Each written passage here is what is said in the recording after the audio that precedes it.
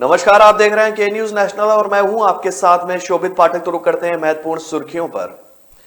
मशहूर सिंगर केके की दिल का दौरा पड़ने से हुई मौत, फिल्म जगत में छाया मातम, कुछ ही देर में होगा पोस्टमार्टम। मूसेवाला हत्याकांड की बारीकी से जांच कर रही है एसआईटी, मर्डर में इस्तेमाल कार बरामद, मिले अहम सुराग। अयोध्या के हनुमानगढ़ी में सीएम योगी ने की पूजा अर्चना, राम मंदिर के गर्भगृह का किया शिला पूजन। श्री कृष्ण जन्मभूमि और शाही ईदगाह विवाद मामले में कोर्ट कमिश्नर नियुक्त किए जाने की अर्जी दाखिल। और गैंगस्टर लॉरेंस बिश्नोई की सुरक्षा को लेकर याचिका पर आज दिल्ली हाई कोर्ट में होगी सुनवाई। प्रसिद्ध बॉलीवुड गायक कृष्ण कुमार कुन्नाथ, जिन्हें केके के नाम से भी जाना जाता है, 53 वर्ष की आयु में कोलकाता में दिल का दौरा पड़ने से निधन हो गया। कथित तौर पर कोलकाता के नजरूल मंच में एक संगीत कार्यक्रम में प्रस्तुति देने के दौरान गायक की तबीयत खराब हो गई थी, जिसके बाद वह होटल लौट गए और गिर गए। उन्हें रात करीब 10:30 बजे कोलकाता मेडिकल रिसर्च इंस्टीट्यूट ले जाया गया, जहां डॉक्टरों ने उन्हें मृत घोषित कर दिया। केके के निधन से पूरी इंडस्ट्री में शोक का माहौल बन गया है। खबरों के मुताबिक गायक केके के परिजन कोलकाता पहुंच चुके हैं। अब से थोड़ी ही देर बाद एसएसकेएम अस्पताल में केके का पोस्टमार्टम भी शुरू होगा। इसके बाद ही उनके निधन को लेकर स्थिति साफ हो पाएगी। गायक केके के निधन पर कांग्रेस नेता राहुल गांधी ने भी शोक जताया है। उन्होंने अपने ट्वीट में लिखा कि केके भारतीय संगीत जगत के सबसे बहुमुखी गायकों में से एक थे। उनकी भावपूर्ण आवाज ने हमें कई यादगार गाने दिए हैं। कल रात उनके असामयिक निधन की खबर से दुखी हूं और दुनिया भर में उनके परिवार और प्रशंसकों के प्रति मेरी संवेदनाएं। केके के निधन के बाद हैरान करने वाली बातें निकलकर सामने आ रही हैं। सूत्रों के मुताबिक जब केके अस्पताल पहुंचे तब उनके सिर पर चोट के निशान थे। हालांकि इन सभी बातों पर से पोस्टमार्टम के बाद से ही पर्दा उठ पाएगा। जानकारी के मुताबिक कुछ देर बाद एसएसकेएम अस्पताल में उनका पोस्टमार्टम किया जाएगा। पंजाबी सिंगर और कांग्रेस नेता सिद्धू मूसेवाला की हत्या की जांच जारी है। मनसा के एसएसपी की देखरेख में गठित एक विशेष जांच दल मूसेवाला की हत्या से जुड़े सभी एंगल की बारीकी से जांच कर रहा है। गैंगस्टर लॉरेंस बिश्नोई और गोल्डी बरार की इस कांड में भूमिका की भी पड़ताल जारी है। पुलिस ने वारदात में इस्तेमाल की गई कारों को बरामद भी कर लिया है। एसआईटी जांच का नेतृत्व कर रहे मनसा के एसएसपी गौरव तोरा ने बताया कि पुलिस पंजाबी सिंगर मूसेवाला की हत्या के संबंध में अलग अलग एंगल से जांच कर रही है, क्योंकि उन्हें कई सुराग मिले हैं। आपको बता दें कि पंजाब सरकार द्वारा उनके सुरक्षा घेरे में कटौती के एक दिन बाद रविवार को पंजाब के मनसा जिले के जवाहर के गांव में अज्ञात हमलावरों ने गायक से नेता बने मूसेवाला की गोली मारकर हत्या कर दी थी।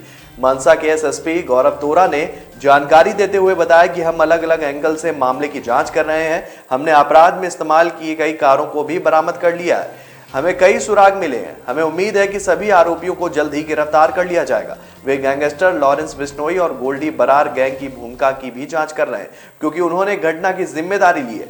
कनाडा के गोल्डी बरार द्वारा हत्या की जिम्मेदारी लेने के बाद दिल्ली पुलिस की स्पेशल सेल ने सिद्धू मूसेवाला की हत्या के मामले में तिहाड़ जेल में लॉरेंस बिश्नोई से भी पूछताछ करनी शुरू कर दी है।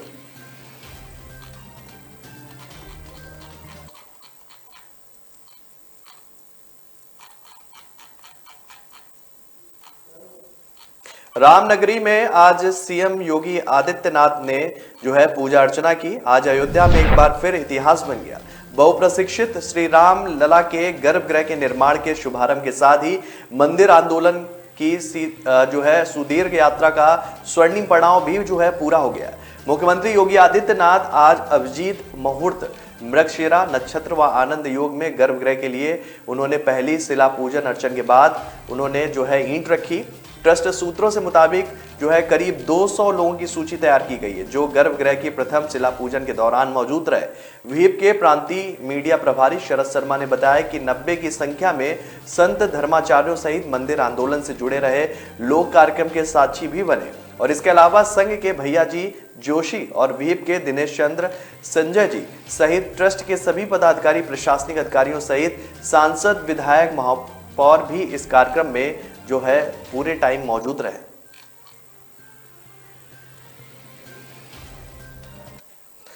उत्तर प्रदेश के मथुरा जिले में श्री कृष्ण जन्मभूमि और शाही ईदगाह विवाद में मंगलवार को अखिल भारत हिंदू महासभा की ओर से जिला जज की अदालत में रिवीजन अर्जी पेश कर ग्रीष्म अवकाश के दौरान कोर्ट कमीशन नियुक्त किए जाने की मांग की गई, जिस पर अदालत ने अगली सुनवाई के लिए 8 तारीख तय की है। जिला सरकारी वकील संजय गौड़ ने बताया कि अतिरिक्त जिला न्यायाधीश संजय चौधरी ने पुनर्निरीक्षण आवेदन के निस्तारण के लिए 8 जुलाई की तिथि को निर्धारित किया है। अखिल भारत हिंदू महासभा की ओर से पेश हुए अधिवक्ता देवकी नंदन शर्मा ने बताया कि विगत 13 मई को सिविल जज की अदालत में ग्रीष्म अवकाश होने से पूर्व ही ईदगाह परिसर के मुआयने के लिए कोर्ट कमिश्नर नियुक्त करने की मांग की गई थी, परंतु उस पर निर्णय न कर 1 जुलाई की तारीख दी गई।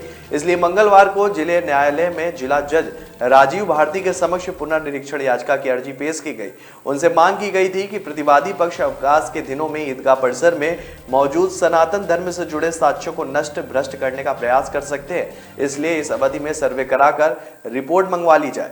इस पर जिला जज ने 8 जुलाई की तिथि नियत कर ली है और दूसरे मामले में सिविल जज सीनियर डिवीजन में श्री कृष्ण जन्मभूमि मुक्ति न्यास के अध्यक्ष एडवोकेट महेंद्र प्रताप सिंह द्वारा पेश की गई एक अन्य याचिका में श्री कृष्ण जन्मभूमि विवाद से संबंधित एक ही प्रकृति के मामलों को एक साथ सुने जाने की प्रार्थना पर 1 जुलाई को सुनवाई की जाएगी। और इसके अलावा श्री कृष्ण जन्मभूमि मुक्ति न्यास के अध्यक्ष एडवोकेट महेंद्र प्रताप सिंह ने बताया कि उन्होंने अधिवक्ता श्री भगवान शर्मा के माध्यम से सिविल जज सीनियर डिवीजन ज्योति सिंह की अदालत में अर्जी देकर श्री कृष्ण जन्मभूमि परिसर की 13.37 एकड़ भू संपत्ति से संबंधित सभी मामलों के तथ्य तथा उनकी प्रकृति एवं एक ही समान होने के कारण सभी मामले को एक साथ सुने जाने की मांग भी रखी है।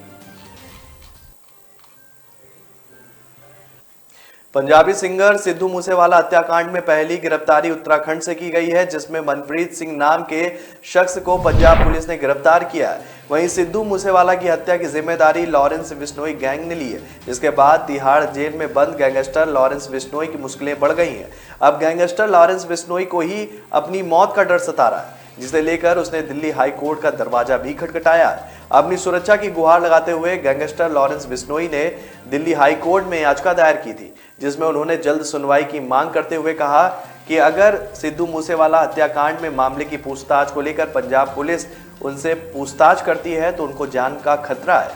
और फिलहाल दिल्ली हाई कोर्ट ने गैंगस्टर लॉरेंस बिश्नोई को बड़ी राहत देते हुए उनकी याचिका मंजूर कर ली है और इस सिलसिले में आज दिल्ली हाई कोर्ट सुनवाई के लिए तैयार है। लॉरेंस बिश्नोई के वकील विशाल चोपड़ा के अनुसार बताया जा रहा है कि इससे पहले पटियाला हाउस की एनआईए कोर्ट में अर्जी लगाई गई थी। वहीं पंजाब पुलिस की ओर से किसी तरह के प्रोडक्शन वारंट की डिमांड नहीं होने के कारण कोर्ट ने कोई भी आदेश नहीं दिया था। चोपड़ा का कहना है कि लॉरेंस बिश्नोई पंजाब पुलिस के साथ पूछताछ को जाने को तैयार है, लेकिन उनकी सुरक्षा पुख्ता होनी चाहिए। चोपड़ा का कहना है कि लॉरेंस को डर है कि पंजाब पुलिस जो है किसी तरह से राजनीतिक लाभ और दबाव के चलते उनका एनकाउंटर भी कर सकती है। ऐसे में वह अपनी जिंदगी की सुरक्षा की पूरी गारंटी लेना चाहते हैं। चोपड़ा के अनुसार लॉरेंस बीते 7 साल से फेयर ट्रायल के लिए जेल में बंद है और 1 साल से मकोका के तहत तिहाड़ जेल में कैद है।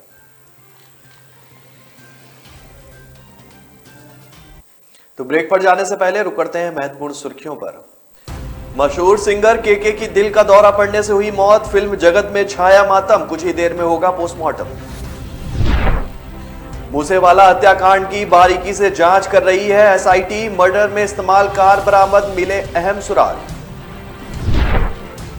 अयोध्या के हनुमानगढ़ी में सीएम योगी ने की पूजा अर्चना, राम मंदिर के गर्भगृह का किया शिला पूजन। श्री कृष्ण जन्मभूमि और शाही ईदगाह विवाद मामले में कोर्ट कमिश्नर नियुक्त किए जाने की अर्जी दाखिल। और गैंगस्टर लॉरेंस बिश्नोई की सुरक्षा को लेकर याचिका पर आज दिल्ली हाई कोर्ट में होगी सुनवाई। लोग मुझे कभी बहुत अच्छा समझते हैं, कभी बहुत बुरा। भगवान जैसे है हमारे लिए। एनी टेस्ट जरूरी है क्या? जान बचाई है मेरे बेटे की। ठीक से देखा ही नहीं, सिर्फ 2 मिनट। लोगों की बातों का असर मैं अपने काम पे नहीं पड़ने देता। मैं जो करता हूं वो अपने पेशेंस के लिए करता हूं। अगर मेरे पास सिर्फ 2 मिनट है तो शायद इसलिए क्योंकि कोई और क्रिटिकल है। अगर मैं 1 से ज्यादा टेस्ट करवा रहा हूं वो इसलिए क्योंकि मेरे ट्रीटमेंट में डाउट की जगह नहीं। अगर मैं स्ट्रिक्ट या इनसेंसिटिव हूं वो इसलिए क्योंकि आपकी हेल्थ सबसे इंपॉर्टेंट है। तो लोग मुझे चाहे अच्छा समझे या बुरा, मैं उनसे कहता हूं थैंक यू, क्योंकि वो मुझे रोकते नहीं बल्कि याद दिलाते हैं कि मुझे मेरे पेशेंस के लिए क्या करना है।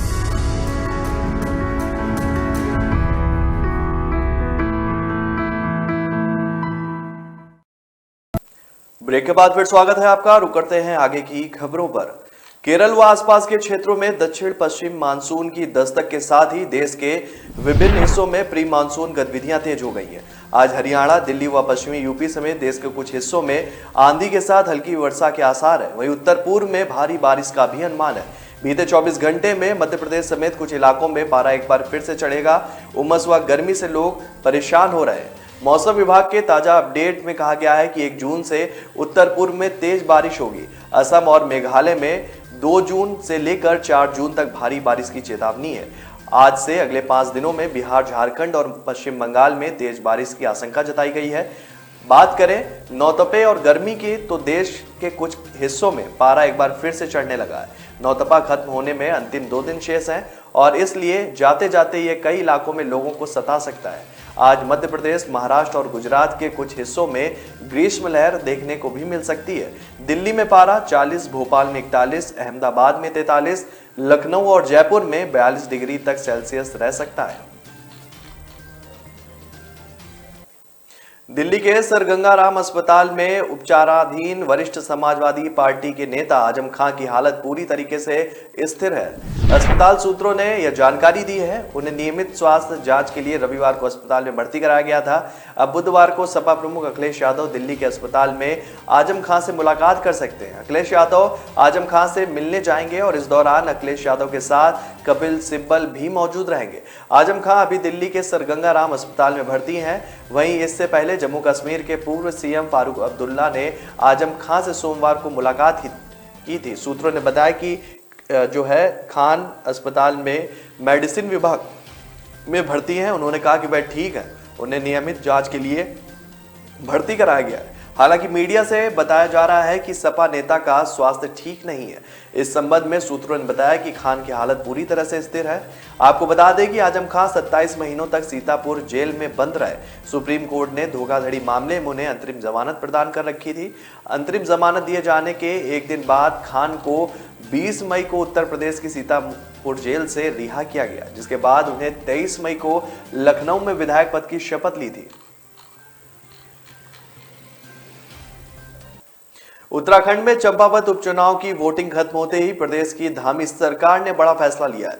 सरकार ने 2 लाख से ज्यादा सरकारी कर्मचारियों को सौगात देते हुए 3% महंगाई भत्ता बढ़ा दिया है। प्रदेश के 1.25 लाख पेंशन धारकों को इसका लाभ मिलेगा। वहीं 1 जनवरी 2022 से इसे लागू किया जाएगा। आपको बता दें कि 3% की इस वृद्धि के साथ 7वां वेतनमान लेने वाले कर्मचारियों को अब प्रति माह 34% महंगाई भत्ता मिलेगा।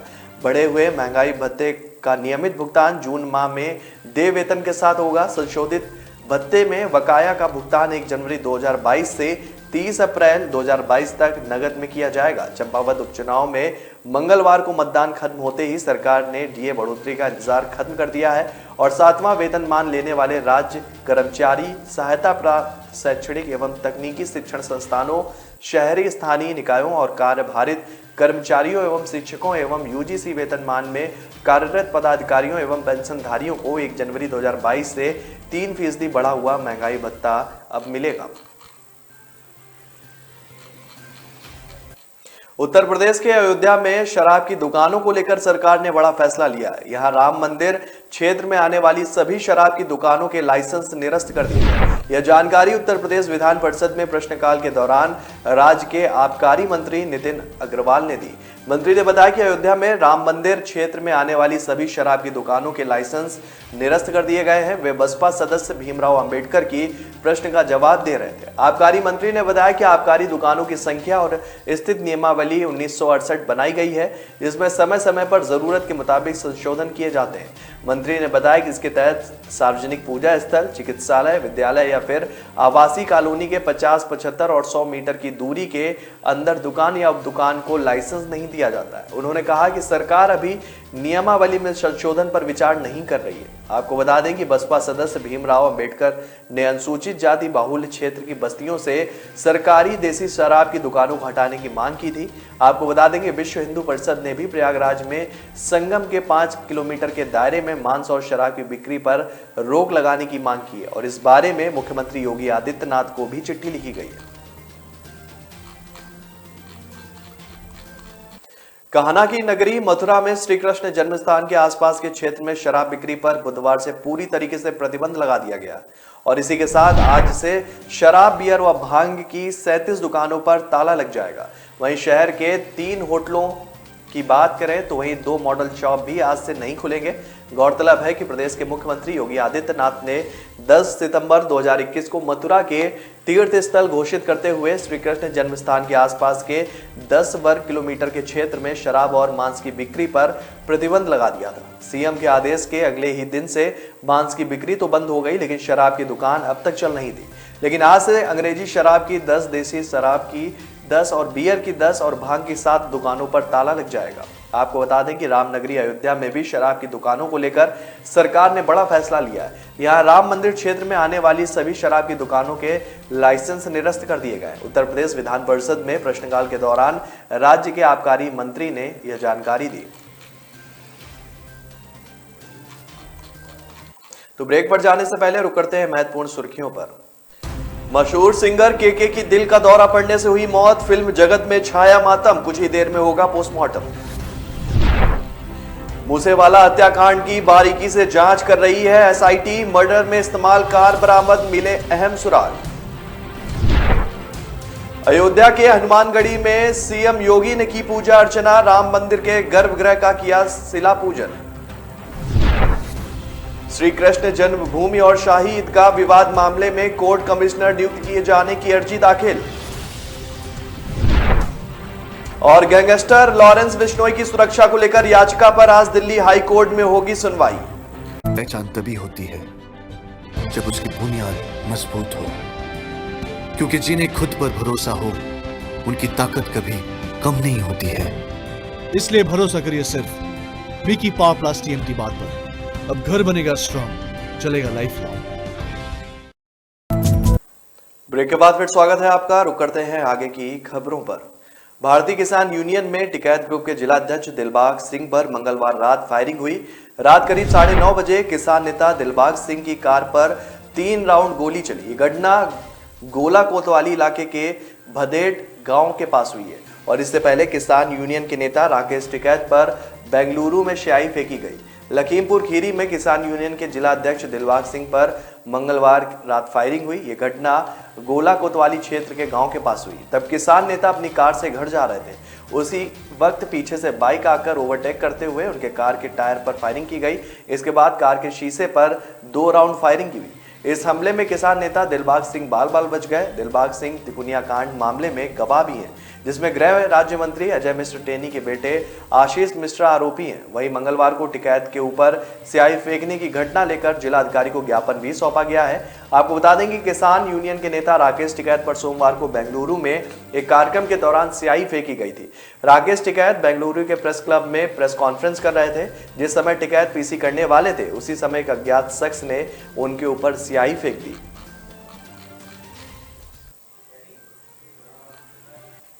1 जून को एलपीजी सिलेंडर के नए रेट जारी हो गए और 19 किलो वाला कॉमर्शियल सिलेंडर के दाम में भारी कटौती देखने को मिली। यह सिलेंडर आज से 135 रुपए सस्ता हो गया है। सरकारी पेट्रोलियम कंपनी इंडियन ऑयल ने कॉमर्शियल सिलेंडर के रेट में 135 रुपए की अच्छी खासी कटौती कर दी है, जिसके बाद इंडियन सिलेंडर 135 रुपए सस्ता होकर दिल्ली में 2219 रुपए प्रति सिलेंडर के रेट पर मिलेगा।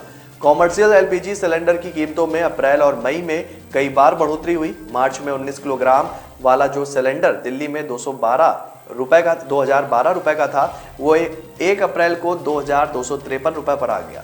ठीक 1 महीने पहले 1 मई को जो है इसकी कीमतों में 102 रुपए का इजाफा हुआ। इसके बाद 19 किलोग्राम वाला कॉमर्शियल सिलेंडर 2354 रुपए पर आ गया। मई में घरेलू एलपीजी सिलेंडर के दाम 2 बार बढ़े, जिसके तहत 7 मई को एलपीजी जो है वो 50 रुपए महंगी हुई थी, जबकि 19 मई को भी 3.50 रुपए का इसमें इजाफा किया गया था, जिसके बाद घरेलू एलपीजी 1000 रुपए के पार हो गई। 7 मई को कॉमर्शियल गैस सिलेंडर 10 रुपए सस्ता किया गया था। वहीं 19 मई को इसके रेट में 8 रुपए का इजाफा भी किया गया था। चंपावत उपचुनाव को लेकर मतदाताओं में खासा उत्साह देखने को मिला। मंगलवार को सुबह से ही मतदान केंद्रों पर वोटरों की कतार लगी रही। शाम तक आए आंकड़ों के मुताबिक 64% मतदान हुआ। मुख्यमंत्री सहित 4 प्रत्याशियों की किस्मत ईवीएम में कैद हो गई है। मंगलवार को शांतिपूर्ण ढंग से चुनाव संपन्न हुआ। महिला मतदाता पारंपरिक परिधानों में वोट डालने पहुंची। वहीं युवाओं और बुजुर्गों में भी भरपूर उत्साह दिखा।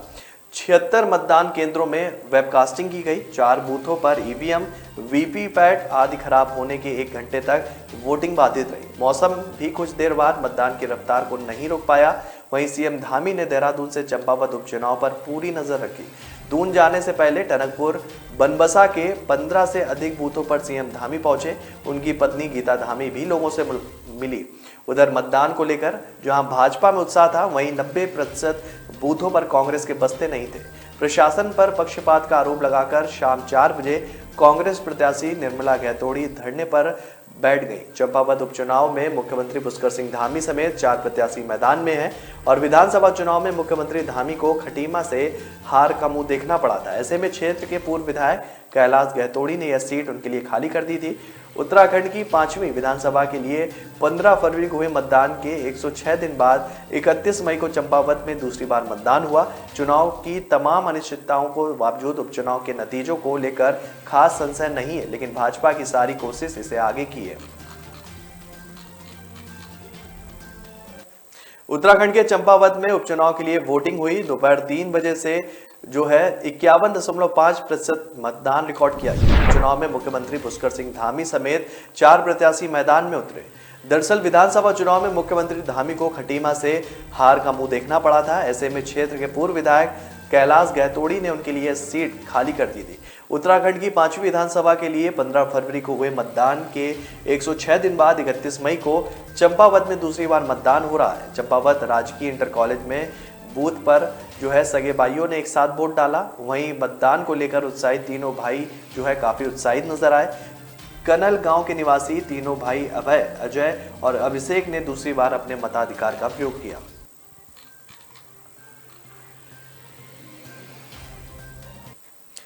फर्रुखाबाद जिले में विद्युत वितरण निगम के एसडीओ ने अपने कार्यालय में मुख्यमंत्री, प्रधानमंत्री बाबा भीमराव अंबेडकर और राष्ट्रपिता महात्मा गांधी को छोड़कर ओसामा बिन लादेन की फोटो लगा दी है और इसकी विभागीय अधिकारियों को जानकारी हुई, लेकिन एसडीओ के पत्राचार और उसकी भाषा की डर से किसी भी अधिकारी ने आपत्ति तक नहीं उठाई। एसडीओ ने ओसामा बिन लादेन को विश्व का सर्वश्रेष्ठ अवर अभियंता लिखा है। यह फोटो वायरल हो रही है। आतंकी ओसामा बिन लादेन की यह फोटो नवाबगंज एसडीओ रविंद्र प्रकाश गौतम के कार्यालय में लगी हुई है। वह ओसामा बिन लादेन को विश्व का सर्वश्रेष्ठ जो है अवर अभियंता मानते हैं। एसडीओ का कहना है कि वह विश्व के सर्वश्रेष्ठ अवर अभियंता हैं, इसलिए फोटो लगाई गई है। अधीक्षण अभियंता एसके श्रीवास्तव और मुख्य अभियंता कानपुर राकेश वर्मा ने फोन उठाना तक बंद कर दिया है और इससे पहले एसडीओ, एमडी समेत अन्य अधिकारियों के खिलाफ पत्र लिख चुके हैं, जिसकी भाषा देखकर एमडी और सीएमडी ने कार्रवाई करने की हिम्मत तक नहीं दिखाई।